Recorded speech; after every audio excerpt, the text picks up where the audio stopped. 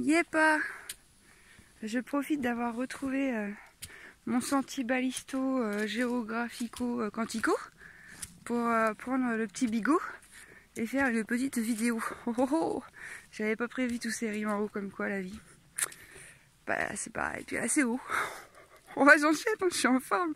Ouais, je suis en forme, je suis contente, ça fait 2 heures que je suis perdue dans la pampa. Et là je viens de retrouver le chemin, donc bah forcément tu penses bien que je suis contente. Donc, je voulais faire une petite vidéo aujourd'hui pour parler des fameuses étiquettes, parce que je trouve qu'encore une fois, dans les étiquettes qu'on donne et sous lesquelles on se présente à l'autre, ça vient arrêter quelque chose et le figer dans une case toute petite, alors qu'en fait vous êtes tout grand. Et en fait moi j'aime pas bien ça, les étiquettes. Non, j'aime pas bien ça. Non, puis en plus moi on m'en a donné plein.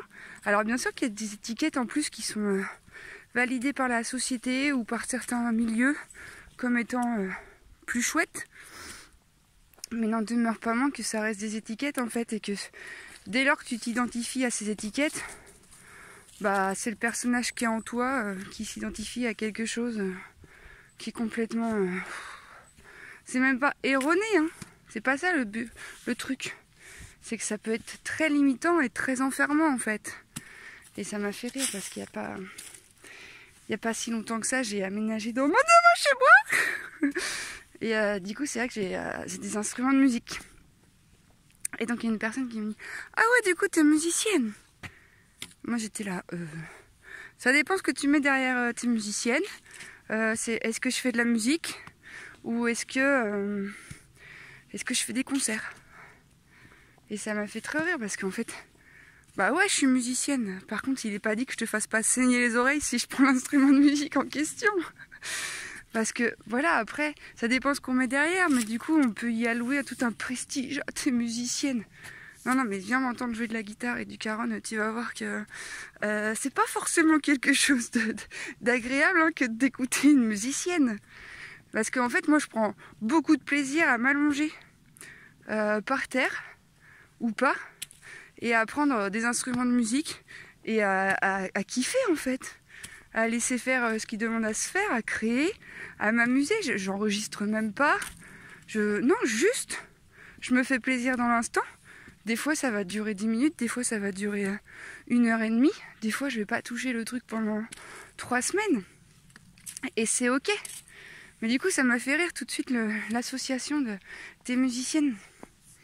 Bah non, oui. Je sais pas, tout est relatif. Mais du coup, c'est pour ça qu'on... Bah ouais, on a tendance à enfermer trop vite. Oh, il y a un chevreuil! Oh, il y en a 2! Oh, je vais pleurer!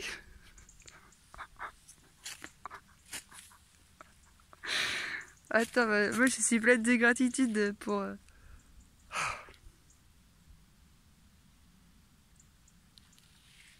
Et c'est merveilleux. C'est merveilleux.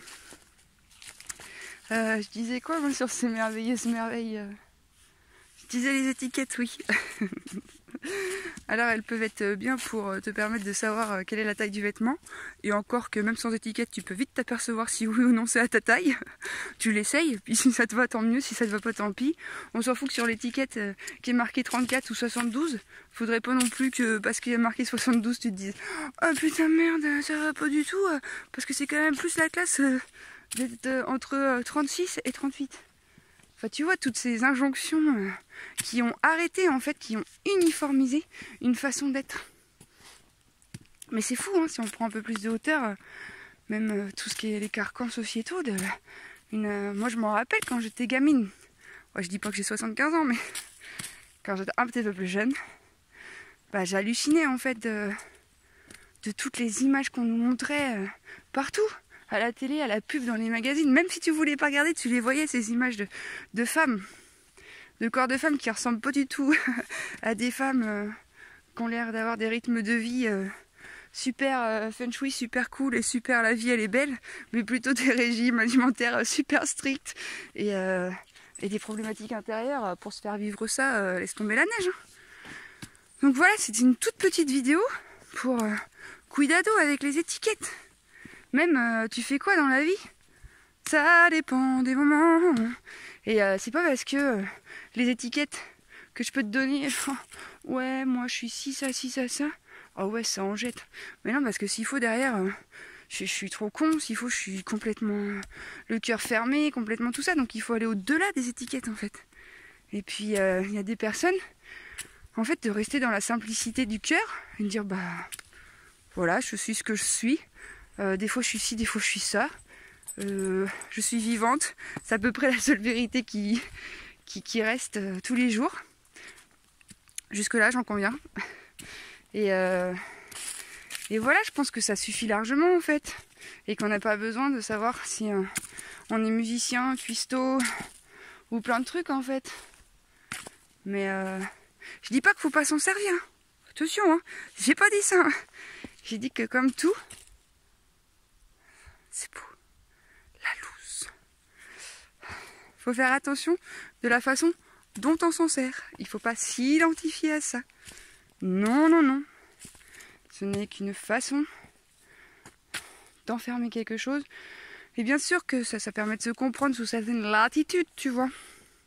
De faire des ponts, de faire des liens, parce que j'ai l'impression qu'on a eu besoin de se sécuriser.